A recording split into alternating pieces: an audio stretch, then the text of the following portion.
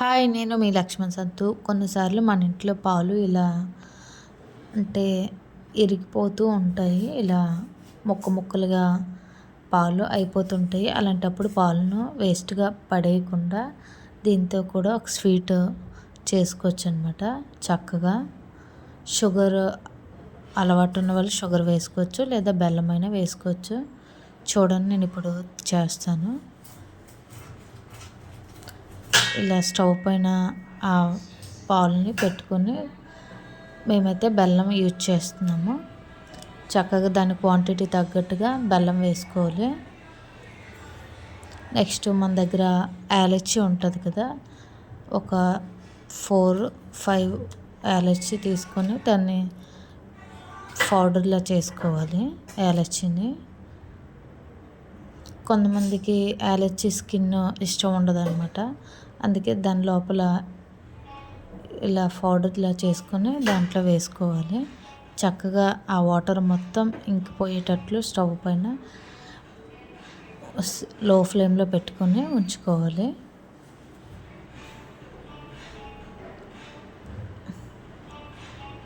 కొంచెం వాటర్ ఉంది, ఇంకా అది కూడా ఫుల్గా కంప్లీట్ అయిపోవాలన్నమాట. వాటర్ ఏమి ఉండకూడదు.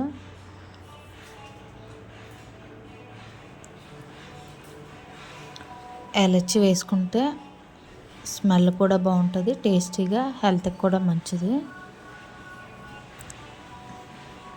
చూడండి ఫుల్గా వాటర్ అయితే ఏమీ లేదు.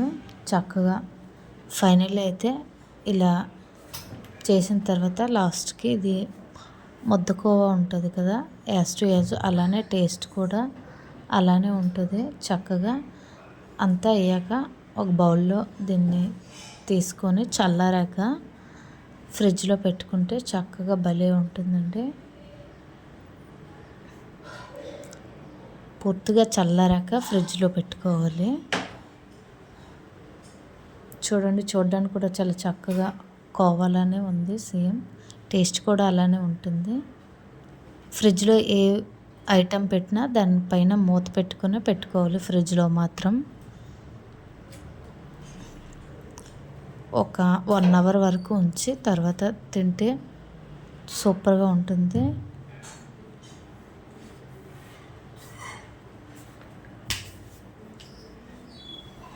మా పిల్లలైతే చాలా ఇష్టంగా తింటారండి. ఇలా పాలు వేస్ట్ అయిపోయినవి పడేయకుండా ఇలా చేసుకుంటే చాలా బాగుంటుంది. మా పెద్ద బాబు టేస్ట్ చూస్తున్నాడు.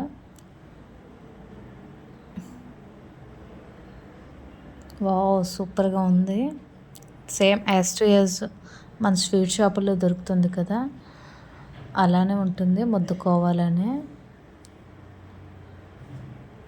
మా చిన్నోడు టేస్ట్ చూస్తున్నాడు. మీరు కూడా ఇలా ఇంట్లో మిల్క్ పాడైపోతే వేస్ట్గా పడేయకుండా ఇలా ట్రై చేయండి ఒకసారి. చాలా బాగుంటుంది, మీ పిల్లలకు కూడా చాలా ఇష్టపడతారు. Okay, bye.